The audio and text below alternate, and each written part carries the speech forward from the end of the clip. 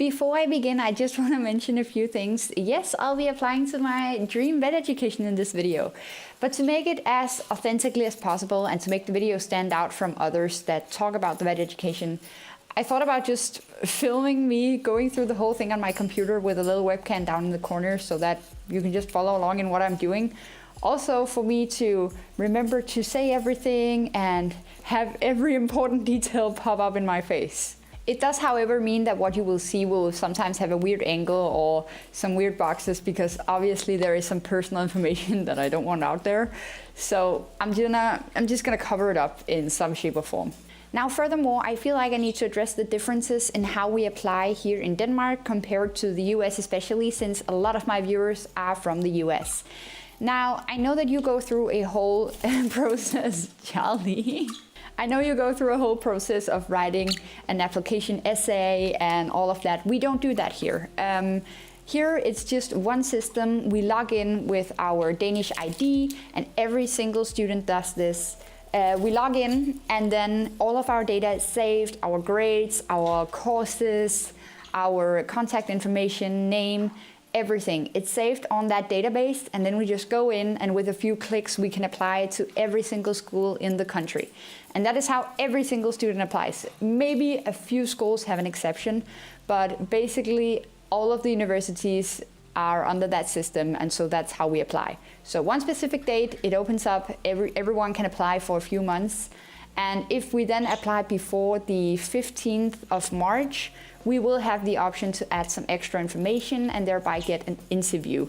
But otherwise, it's just pure grades. So you'll get a feel for what I mean whenever I go through this application process, of course. So why not just go over to my computer and apply? This is the website that I was talking about, and I unfortunately couldn't find any translated version, so we're just gonna go with it in Danish and then I'll translate all of the important details.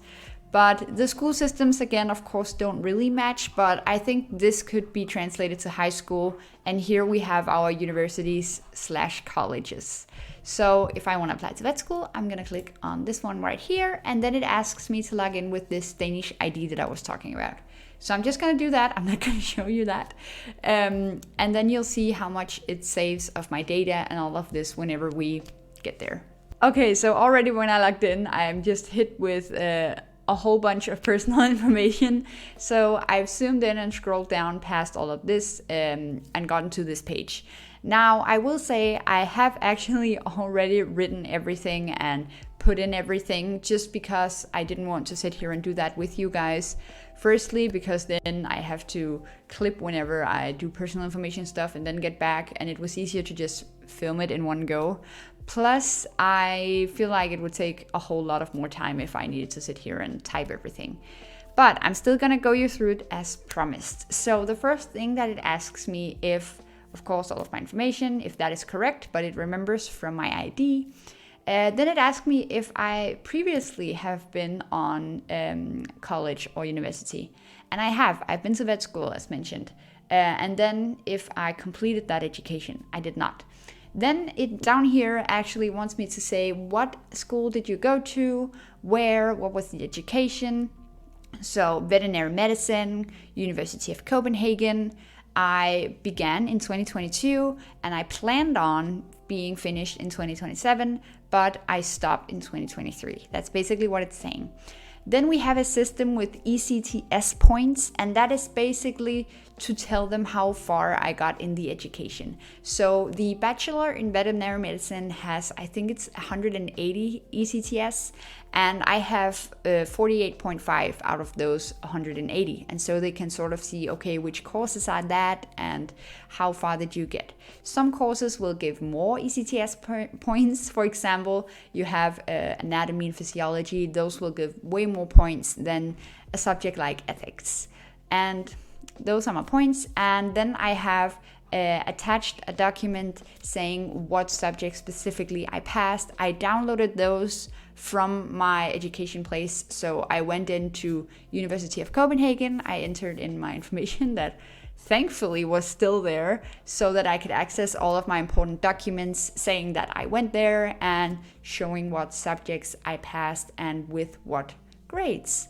So we can just take a look at that. But the last one I just want to mention, it just says if I'm still going to the school, and I'm not.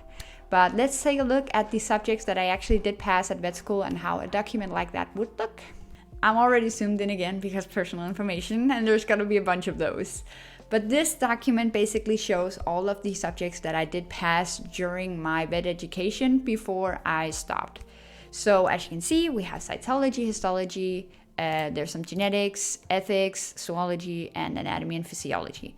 Those were the subjects that I passed. Now, B stands for just passed, and those were the subjects where it was either you passed or you didn't pass. You don't get any grades. The 3 numbers that you see are then the grades that I got. 0-2 is actually the bare minimum that you need to pass in our system. So it's something called the 7-step scale, I think you can translate it to. So you can either get -3, that's not passed, 0-0, not passed. 0-2 is the bare minimum grade that you need to pass, and then it's 4, 7, 10, and the highest grade you can get is 12. And I'm gonna say, coming from high school, I got 10s and 12s, which is why I got into vet school. And then coming to vet school and only getting 0-2s basically, it's very hard, and it's a mindset that you need to get used to whenever you go to universities and all of this, especially here. You probably aren't gonna get the highest grades ever unless you are very good and really want it. But I'm actually not too sad about it, because you know what? 0-2 means that I'm good enough to become a veterinarian. And then 7 is of course extremely cool. I'm very proud of getting 7 in genetics, and they can see that. So this is just a document to show them what I've been through and what I've passed, so that they can take that with them. To demonstrate, because as we continue, it asks me about my high school, and I did not type in any of this information. Again, this is all through my ID that it remembered all of these things. So it knows exactly what high school I went to, it knows what year I graduated, and it also has my graduation papers, graduation proof of all of my grades. And as you can see, I did not get under 10 in anything, and 10 and 12 are the highest and second highest grade that you can get, which gave me an average of 11.4. Some might look at this and think it's weird that I could ever be nervous about getting into the vet school. However, there were 190 people attending the one that I dropped out of, and the lowest average was 10.3. Of course, some got in via interviews and all of that. They had a lower average. I also want to mention that. Some had an average of 7. But those that got in on grades alone had the lowest average of 10.3. And that were 190 people. This one, only 30 people get into, or 27 just via grades, and then 3 get in via interviews. So 27, I'm not sure if 11.4 is then enough, or if the average will just be way higher, because it's the 27 best people, so to say, which is why I'm still very nervous if this is enough. But I will say that it helps a lot to know that I have these amazing grades. And the way the system also works is that these grades will follow me for the rest of my life. So if I want to apply to any education, not just vet school, any education, I can apply with an average of 11.4. So if you want to go to vet school, it is really in high school that you need to get forth your sweat and tears and try and get some good grades. Because if I got just under 10, or maybe I got 0-2 in just one subject, it could destroy my average. So that is where I really worked hard to get good grades so that I could get into vet school. Then once you get into vet school, of course, grades don't really matter. I got 0-2, as mentioned 2 times. Don't care, it's enough to become a veterinarian. If you want higher grades in vet school, that's of course an awesome goal, and maybe you will need them if you want to do very high-tech stuff, but to just become a veterinarian, you don't need high grades. So this is the part where I cheated a little bit, because as you can see, I actually already applied to the school, and I have gotten this one saying that the university has received my application, and we'll look at it. So yeah, I cheated a little bit, but we're gonna click on it, and then it's gonna show you the whole thing that I filled out. But we can apply to up to 8 different universities, and on this page, this is where we just click, I write in veterinary medicine, and I choose the education I want to go to. Simple as that. I don't have to find their website or go into anything weird. I just go into this website, I find the education, and I choose it. So let's see what happens whenever I would have chosen veterinary medicine. So the first thing we're met with is the requirements to actually being able to apply to the school. So it already tells me here that you fulfill the requirements and you can therefore apply. And that is because I have one of these combination of subjects. And this can be a bit hard to understand, but you need one of these combination of subjects on a specific level. So I don't have biology A, so that is why I can't fulfill this one. Biology A is basically biology on a high level. I don't have biotechnology on a high level, so I don't have this one either, and I don't have geoscience on a high level. I do, however, have Danish on a high level, English on a semi-high level, physics and chemistry on a semi-high level, and math on a high level, which is why I fulfill this requirement, as well as I have over 6 in my grade average. So therefore I can apply, and it has already registered my average, and so I can just continue the process. I actually also have the option to add additional information. So here it asks me if I have a course that I'm maybe working on that I haven't finished yet, or if I have any additional courses that it just hasn't registered. So if I'm maybe going to one, but I'm not going to be finished before the deadline for applying, then I can tick this box and they will actually count that in. I can also say that I haven't went to one, but I'm going to, and therefore will also be done after the deadline.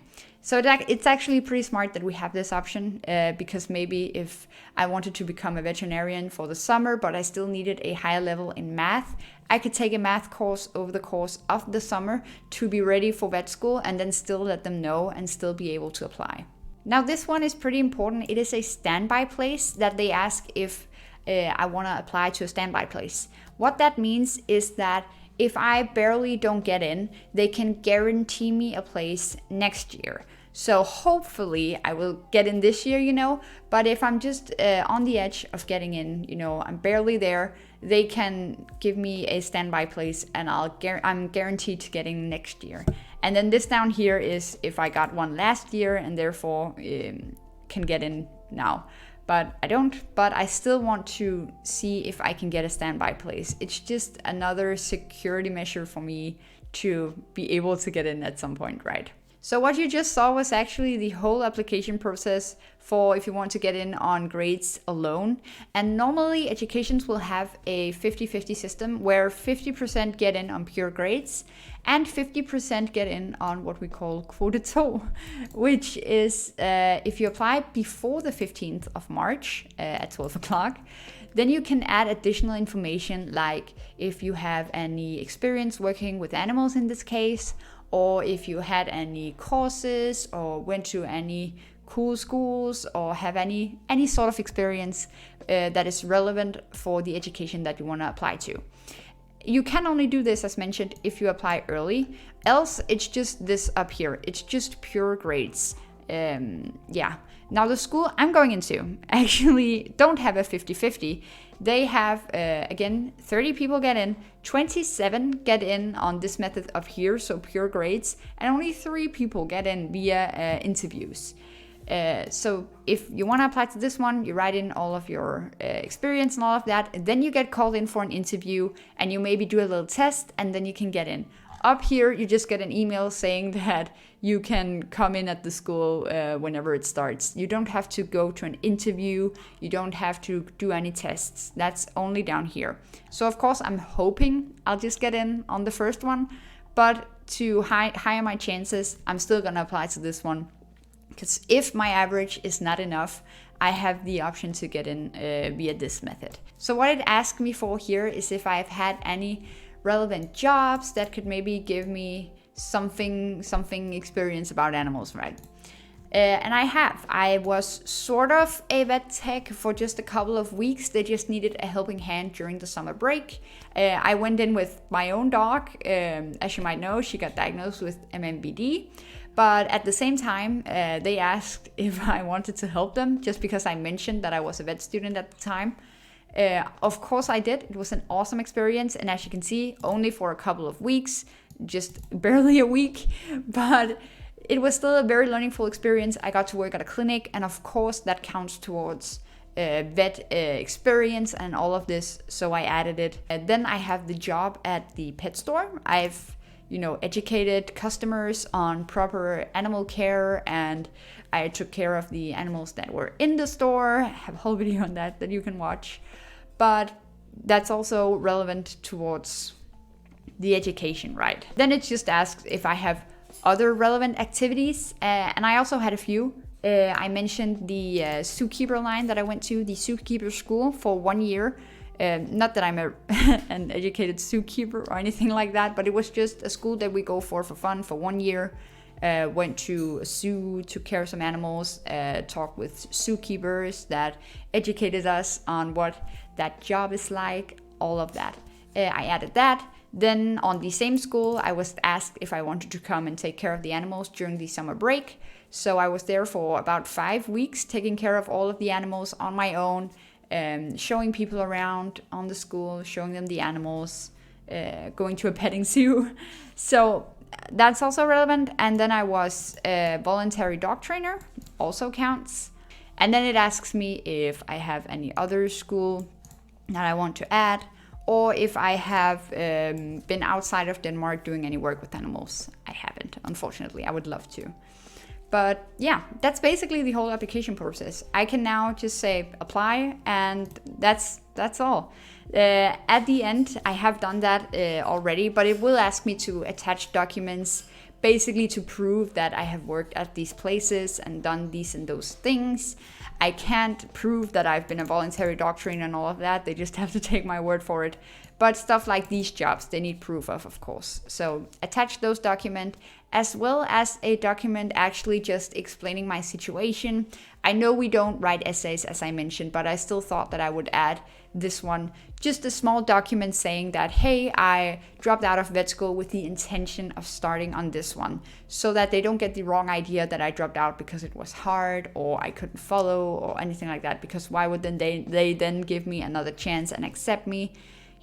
Maybe they would, but it's still just something that I wanted them to know. So I added just a little note saying that, because of course they're going to go through thousands of these. So I also don't want to add a whole document that they need to read. A few lines explaining my situation, because I think that's very important context. So that is actually it on our application process. There is nothing more to it than this. I then click send, and I've gotten an email and also this notification saying that they have received my application. I'm so excited, but now it's just a matter of waiting until late July, where every single one that has applied will, on the same day at the same time, get a letter saying if they have been accepted or not. So I'm so excited. I hope you enjoyed getting a little insight into how I apply for my vet education. I unfortunately can't say anything about essays because I haven't been taught in any of that. I don't know how the processes are. But what I do know is that your grades are going to matter a whole lot. So focus on those until you get to vet school, and don't be let down that the grades aren't high anymore. Furthermore, if you have any sort of experience or the opportunity to get any experience, go out there and get that experience. It can be anything, because it will help you whenever you do apply. Yeah, that was it. Bye!